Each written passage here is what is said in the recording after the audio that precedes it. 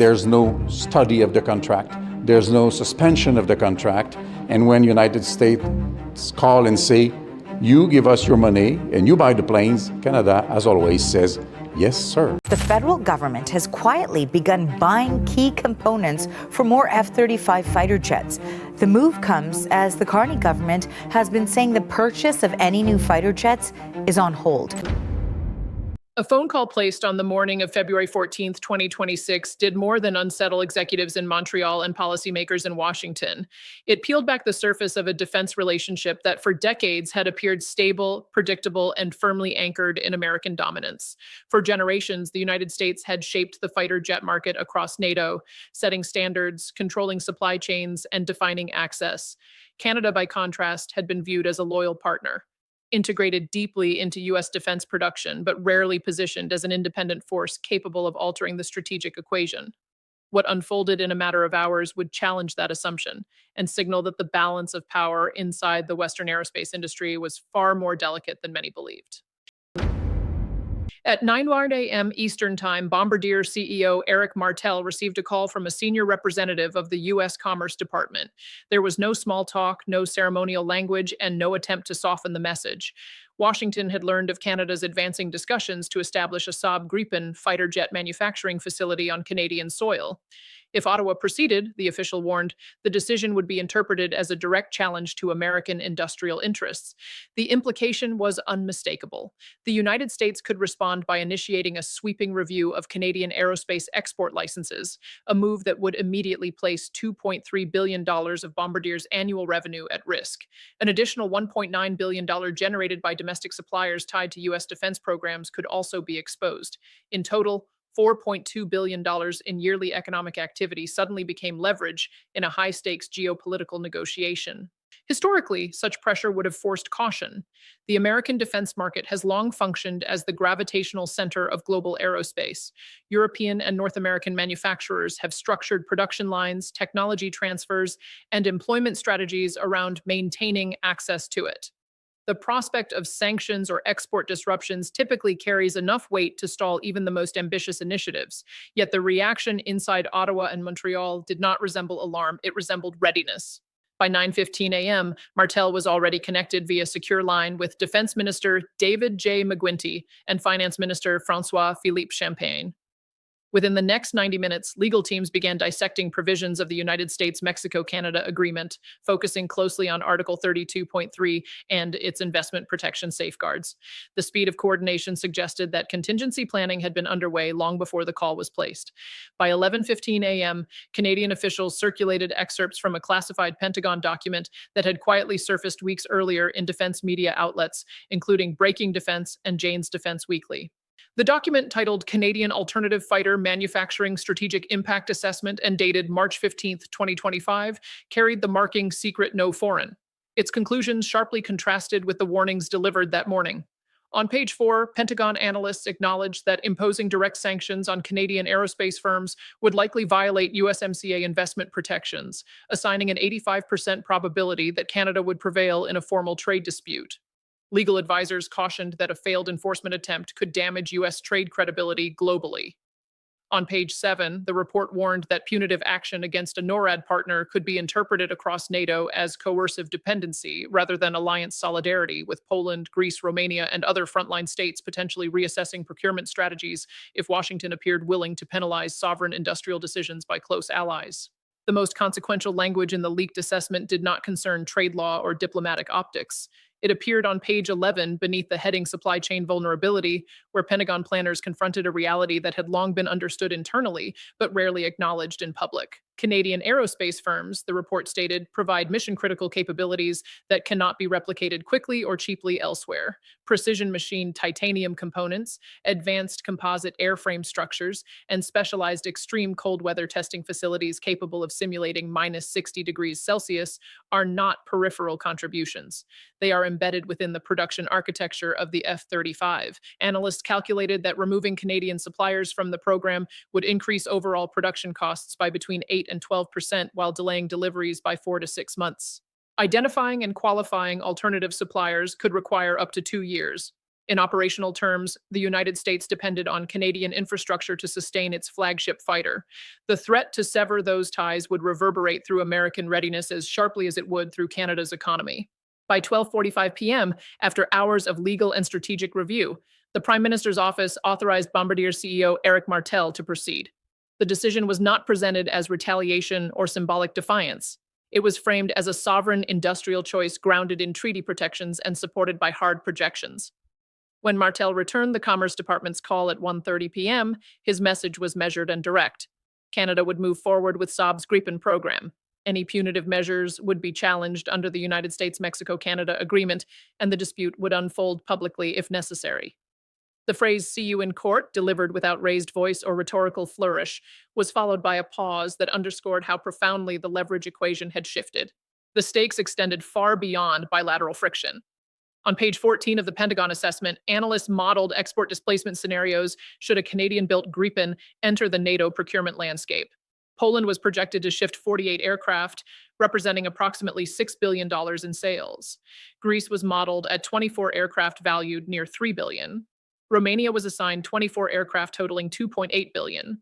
When Bulgaria and Portugal were incorporated into the scenario, near-term exposure to U.S. exports approached $15.9 billion within 36 months, with cumulative impact surpassing $30 billion over a decade.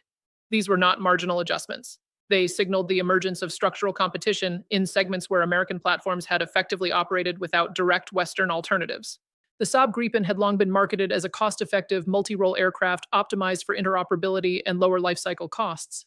Anchoring production in Quebec under a $5 billion investment would place that platform inside North America while preserving its European design heritage.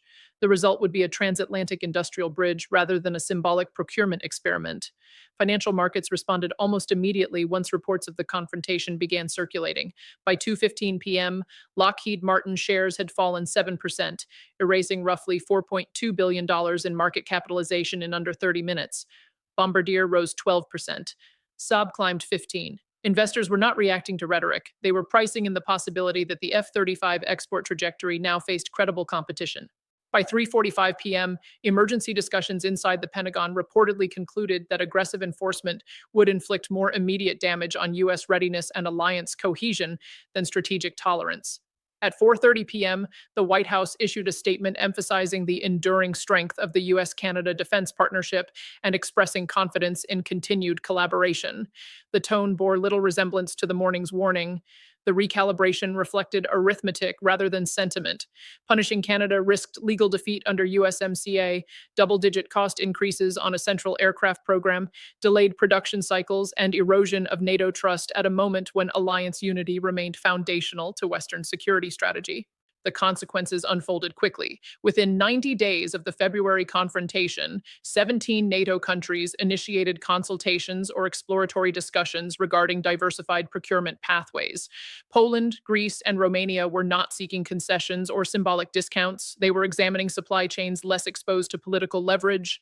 A Canadian-built Gripen offered NATO interoperability without the perception that sovereign decisions might trigger retaliation. Analysts such as James Tlett revised F-35 export forecasts downward by 10 to 15%, signaling expectations of sustained market share shifts rather than short-term turbulence. Defense production lines are rarely scaled down in response to fleeting headlines.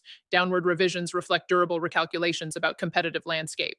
For Canada, economic modeling projected a $20.5 billion return over 8 years from the Quebec facility, including 40,000 jobs across manufacturing and supply networks and approximately $3.5 billion in tax revenue.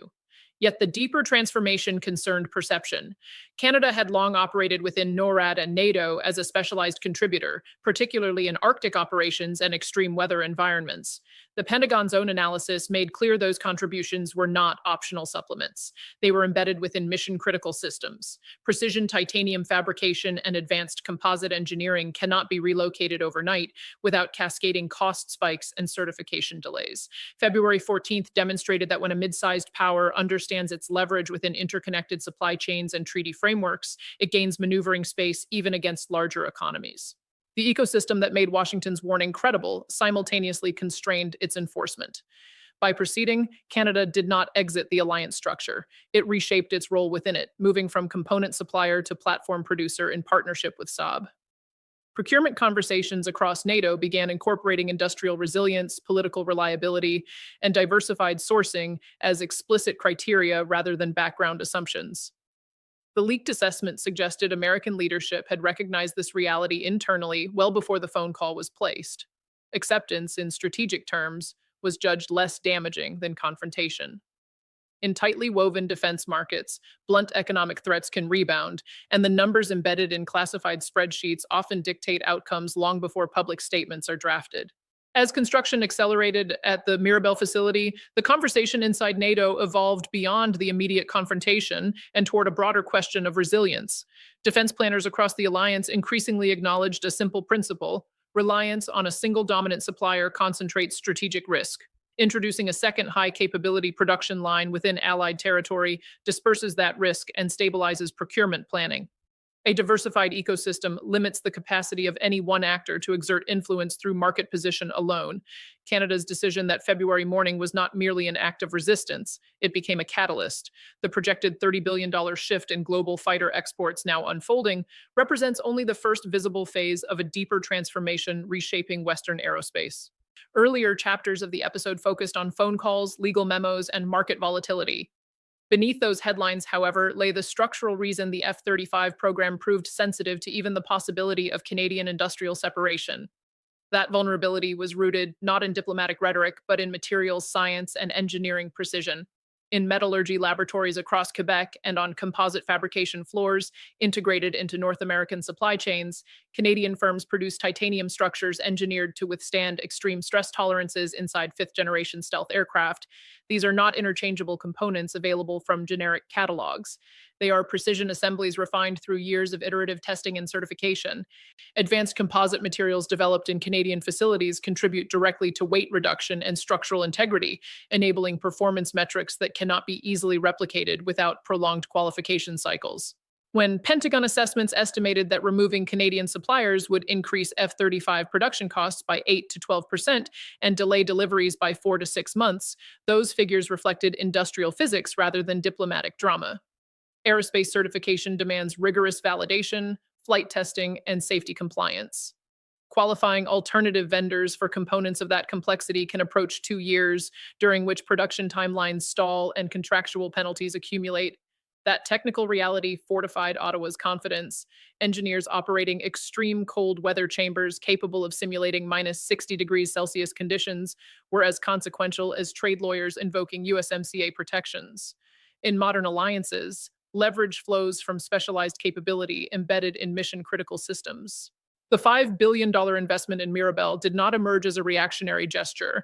It represented the culmination of decades of aerospace refinement that gradually positioned Canada as indispensable to North American air power. When the leaked strategic impact assessment dated March 15, 2025, assigned an 85% probability that Canada would prevail in a trade dispute under USMCA investment protections, it signaled recognition that both legal and logistical terrain favored Ottawa. From that point forward, the narrative shifted from defensive posture to strategic expansion. The projection of $15.9 billion in potential near-term export displacement within 36 months, rising beyond $30 billion over a decade if Poland, Greece, Romania, Bulgaria, and Portugal diversified toward a Canadian-built Gripen, indicated that dominance in certain NATO segments was no longer assured. Financial markets registered that recalibration in real time. Lockheed Martin shares fell sharply during the initial shock, while Bombardier and Saab advanced, reflecting investor recognition that competitive dynamics had structurally shifted. Yet economics capture only part of the transformation. The Mirabel production line carries psychological weight inside Canada itself. Forecasts tied to the project estimate 40,000 jobs spanning manufacturing, supply networks, and secondary services, alongside $3.5 billion in tax revenue and a projected $20.5 billion return over 8 years. Those numbers translate into expanded research laboratories, strengthened vocational training pipelines, and aerospace graduates envisioning careers anchored domestically rather than migrating south in search of advanced defense work. The gravitational pull of opportunity has begun to tilt northward. This renewal also reframes Canada's position within NATO. For years, critics argued that Ottawa remained overly dependent on American procurement pathways, sometimes nudged toward decisions misaligned with Arctic sovereignty requirements or maritime patrol realities. Establishing a domestic production line for the Saab Gripen, an aircraft recognized for operational flexibility and rugged performance, enables Canada to tailor configurations to its geography while offering allied partners a treaty-protected alternative supply chain. 17 NATO members evaluating modernization programs now incorporate political reliability and industrial resilience alongside cost and capability metrics. The February episode demonstrated that diversified sourcing can shield states from abrupt pressure. The symbolism resonates in a country that still recalls the 1959 cancellation of the Avro Aero program, widely viewed as the moment Canada's independent aerospace ambition receded. Mirabel reopens that narrative from a position of integration rather than isolation. Advanced fighter manufacturing anchored on Canadian soil no longer implies departure from alliance frameworks. Instead, it reinforces them through balanced interdependence. In practical terms, the presence of a North American Gripen line decentralizes production authority within NATO, redistributes leverage across borders, and institutionalizes competition in a market once defined by singular dominance. If Canada ultimately ignores Washington's early warnings and proceeds with full-scale Saab Gripen production at Mirabel, the next phase will not unfold as a rupture, but as a recalibration of Western defense manufacturing. The introduction of a North American Gripen line does not fracture alliance cohesion. It redistributes production weight across allied territory, creating redundancy that strengthens collective resilience. In modern military supply chains, redundancy is not inefficiency, it is insurance. By decentralizing certain aspects of fighter production, NATO reduces exposure to single-source vulnerability while preserving interoperability. The practical effect is a procurement ecosystem less susceptible to political shock and more adaptable to strategic shifts. Relations between Ottawa and Washington would likely mature rather than deteriorate. The February confrontation demonstrated that leverage flows in both directions. Pentagon planners are acutely aware that Canadian titanium fabrication, advanced composite engineering, and extreme cold weather validation facilities remain embedded within the F-35 architecture. Those capabilities cannot be relocated without measurable cost spikes and multi-year qualification cycles. At the same time, Canada continues to depend on continental defense coordination through NORAD and shared early warning infrastructure. The interdependence is structural. What changes is the tone. Instead of operating within an assumed hierarchy, the partnership evolves toward equilibrium, defined by negotiated recognition of each side's industrial and strategic value. The broader implications extend beyond North America. In a global defense market shaped by treaties, export controls, and integrated supply chains, sovereignty is less about raw economic scale and more about mastery of specialized capability. Canada's decades-long investment in high-precision manufacturing and its disciplined adherence to trade frameworks provided deterrence without escalation. The leaked strategic impact assessment that once appeared threatening ultimately reinforced Ottawa's position because it documented in quantified detail how disruptive any punitive separation would prove for the larger partner. Indispensability, when grounded in technical depth, becomes a shield against coercion. The export landscape would continue to adjust. Tens of billions of dollars in projected fighter sales across Eastern and Southern Europe are not abstract forecasts. They reflect governments actively reassessing diversification strategies. Poland, Greece, Romania, Bulgaria, and Portugal evaluate not only aircraft performance, but also the political durability of supply relationships. A Canadian-built Gripen offers NATO compatibility anchored within treaty-protected North American territory while preserving European design lineage. That dual identity broadens appeal. It signals that alliance members can pursue fleet modernization without fear of punitive reaction. Over time, procurement discussions increasingly incorporate resilience metrics alongside stealth characteristics, payload capacity, and lifecycle cost analysis. Inside Canada, the transformation reaches deeper than balance sheets. The Mirabel facility symbolizes a revival of national aerospace ambition. Forecasts of 40,000 jobs and more than $20 billion in projected economic return translate into laboratories expanding research portfolios, vocational institutions strengthening advanced manufacturing pipelines, and young engineers envisioning futures anchored at home. For decades, intellectual capital flowed southward toward larger American primes. A domestic fighter production line reverses part of that gravitational pull. It anchors high-end defense innovation within Canadian borders while keeping the country integrated inside NATO frameworks. Strategically, hybrid and low-mix combat doctrine discussions begin referencing versatility and sovereign configuration control alongside traditional metrics. Canada participates not merely as a component supplier feeding larger programs, but as a designer, integrator, and exporter. That shift influences bargaining dynamics with European partners and reshapes how Ottawa approaches future procurement cycles. The existence of a second advanced production line within NATO normalizes competition rather than concentrating dominance. It encourages innovation and disciplines pricing structures across the alliance. Ultimately, ignoring early warnings and proceeding with Gripen manufacturing would not signal defiance for its own sake. It would confirm that interconnected defense markets operate on mutual dependence governed by treaty law and industrial specialization. The equilibrium that follows may prove more durable than the asymmetry that preceded it, reinforcing Western unity through balanced capability rather than singular control.